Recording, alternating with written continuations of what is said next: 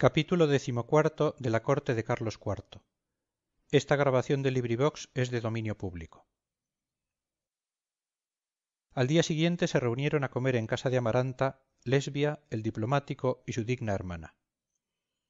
He hablado poco de esta buena señora, que no figura gran cosa en los acontecimientos referidos, lo cual es sensible porque su carácter y excelentes prendas merecería mención muy detallada.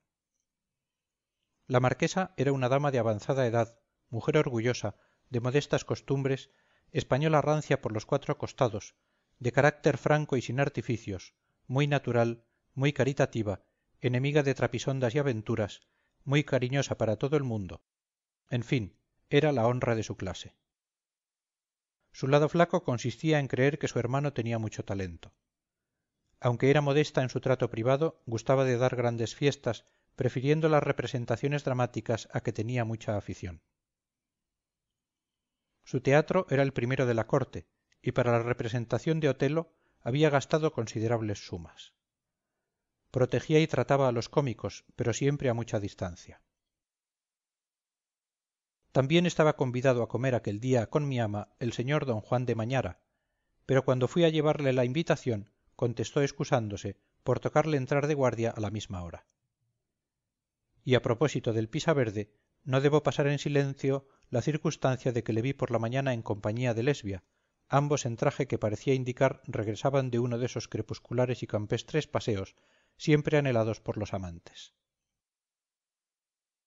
En la tarde de aquel mismo día le vi paseando muy cabizbajo por el patio grande, y la mañana siguiente me detuvo en el mismo paraje, suplicándome que llevase una carta a la señora duquesa. Neguéme a esto y allí quedó. Indudablemente algo le pasaba al señor de Mañara. Amaranta pareció muy contrariada de que no se sentase a la mesa el joven mencionado. Cuando volví con la respuesta, estaba de visita en el cuarto de Amaranta un caballero de los que la noche anterior vi en la procesión descrita. Conferenciaron más de hora y media. Cuando él se retiró, le examiné bien, y por cierto que pocas veces he visto facha más desagradable. No le daría un puesto en la serie de mis recuerdos si aquel no fuera uno de los personajes más célebres de su tiempo, razón por la cual me resuelvo no sólo a mencionarle, sino a describirle para edificación de los tiempos presentes. Era el marqués Caballero, ministro de Gracia y Justicia. No vi a semejante hombre más que una vez y jamás lo he olvidado. Era de edad como de 50 años, pequeño y rechoncho de cuerpo, turbia y traidora la mirada de uno de sus ojos, pues el otro estaba cerrado a toda luz, con el semblante amoratado y granulento como de persona a quien envilece y trastorna el vino, de andar y gestos sumamente ordinarios, en tanto grado repugnante y soez toda su persona, que era preciso suponerle dotado de extraordinarios talentos para comprender cómo se podía ser ministro con tan innoble estampa. Pero no, señores míos. El marqués Caballero era tan despreciable en lo moral como en lo físico, pudiendo decirse que jamás cuerpo alguno encarnó de un modo tan fiel los ruines sentimientos y bajas ideas de un alma. Hombre nulo, ignorante, sin más habilidad que la intriga, era el tipo del leguleyo chismoso y tramoyista que funda su ciencia en conocer no los principios, sino los escondrijos, las tortuosidades y las fórmulas escurridizas del derecho para enredar a su antojo las cosas más sencillas. Nadie podía explicarse su encumbramiento tanto más enigmático cuanto que el omnipotente Godoy no pasaba por amigo suyo, mas debió aquel consistir en que, habiéndose introducido en palacio y héchose valer, merced a viles intrigas de escalera abajo, usó como instrumento de su ambición cerca del rey la iglesia, y adulando la religiosidad del pobre Carlos, pintándole imaginarios peligros y haciendo depender la seguridad del trono de la adopción de una política restrictiva en negocios eclesiásticos, logró hacerse necesario en la corte. El mismo Godoy no pudo apartarle del gobierno ni poner coto a las medidas dictadas por el bestial fanatismo del ministro de Gracia y Justicia, quien después de haber perseguido a muchos ilustres hombres de su época y encarcelado a jovellanos, remató su gloriosa carrera contribuyendo a derribar al mismo príncipe de la paz en marzo de 1808. Damos estas ligeras noticias respecto a un hombre que gozaba entonces de justa y general antipatía, para que se vea que la elevación de tontos y ruines y ordinarios no es, como algunos creen, desdicha peculiar de los modernos tiempos. Después de la conferencia indicada, principió la comida que yo serví. Ya sé, dijo Amaranta al sentarse y sin disimular su intención de mortificar a Lesbia, ya sé lo que contenían esos papeles cogidos a su Alteza. Caballero me lo ha dicho encargándome la reserva. Pero, puesto que pronto se ha de saber... Sí, dínoslo, no lo confiaremos más que a nuestros amigos, indicó la marquesa. Pues yo opino que no se diga, objetó el diplomático, que siempre se incomodaba cuando alguien revelaba secretos que él no conocía. Entre los papeles, dijo Amaranta, hay una exposición al rey que se supone hecha por don Juan Escóiquiz, aunque la letra es de Fernando. Parece que en ella se pintan las malas costumbres del príncipe de la paz con las frases más indecentes. Allí han salido a relucir sus dos mujeres y también lo que dicen de los destinos, pensiones y prebendas que concede a cambio de... Y tan cierto como es, dijo la marquesa. Yo sé de un señor a quien el príncipe de la paz ofreció... La buena señora cayó en la cuenta de que estaba yo delante y se contuvo. Pero a mí siempre me han bastado pocas palabras para entender las cosas y supe pescar al vuelo lo que querían decir.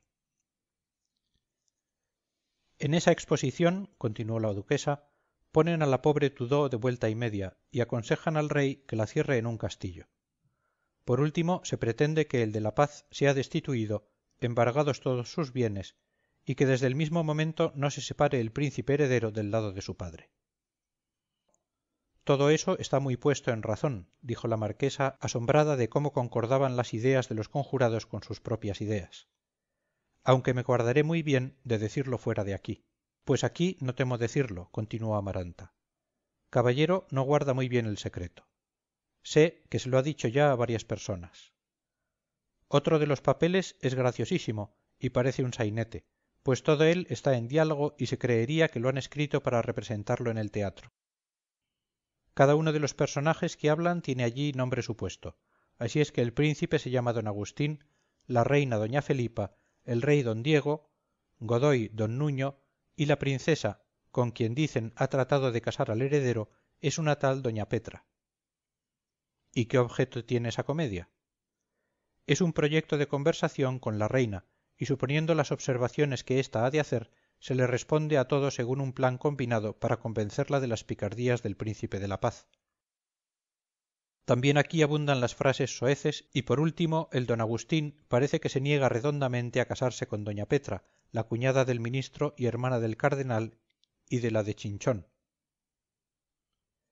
También eso está bien pensado, dijo la marquesa, y si ese sainetillo se representara yo lo aplaudiría. Pues, ¿por qué han de querer casar al pobre muchacho con la cuñada del otro?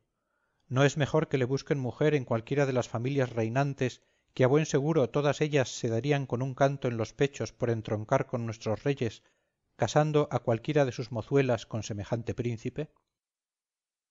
¿Cómo se atreven ustedes a juzgar cosas tan graves?, dijo con displicencia el diplomático. Y en cuanto a los documentos citados, extraño que una persona tan discreta como mi sobrina les dé publicidad imprudente. Vamos, usted dudaba antes que existieran y ahora, creyendo que no debe revelarse, los da como ciertos. Sí que los doy, repuso el diplomático, y ya que otra persona ha descubierto hechos que yo me obstinaba en callar... El diplomático, no pudiendo negar aquellos secretos, resolvió apropiárselos, fingiendo tener ya noticias de los papeles del proceso. ¿De modo que ya tú lo sabías todo?, le preguntó su hermana. Bien decía yo que tú no podías menos de estar al tanto de estas cosas. La verdad es que no se te escapa nada, y bien puedes afirmar que eres de los que ven los mosquitos en el horizonte. Desgraciadamente así es, contestó el diplomático con la mayor hinchazón. Todo llega a mis oídos a pesar de mis repetidos propósitos de no intervenir en nada y huir de los negocios. ¿Cómo ha de ser? Es preciso tener paciencia. Hermano, tú debes saber algo más y te lo callas, dijo la marquesa. Vamos a ver, ¿Napoleón tiene alguna parte en este negocio? ¿Ya comienzan las preguntillas?, repuso el viejo con retozona sonrisa. Déjense de preguntas, porque les juro que no me han de sacar una sílaba. Ya conocen la rigidez de mi carácter en estas materias. A todas estas, Lesbia no decía una palabra. pues voy a acabar mi cuento añadió